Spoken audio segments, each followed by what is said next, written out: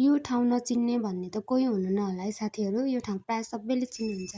So high everyone, तपाईँहरूलाई welcome छ मेरो अर्को भिडियोमा। खासमा यो भिडियो चाहिँ मेरो बर्थडेको हो। मैले चाहिँ ड्राफ्टमा राखेर बिर्सेछु कि पोस्ट गर्न। सो आज पोस्ट गर्दैछु।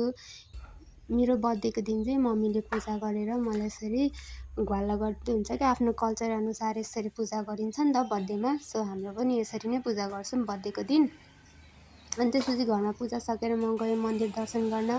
मन्दिर जाँदाखेरि कस्तो आनन्द आउँछ है, त्यही माथि कोही रहेनछ, कस्तो भिड पनि रहेनछ मन्दिर। कस्तो आनन्द आयो मलाई त गएर। अनि त्यहाँ एकछिन यताउति हेरेँ, कस्तो राम्रो लाग्छ कि मलाई चाहिँ त्यहाँ गएर बस्नलाई। अनि एकछिन बसेपछि अनि अर्को मन्दिर दर्शन गरेँ छेउकै।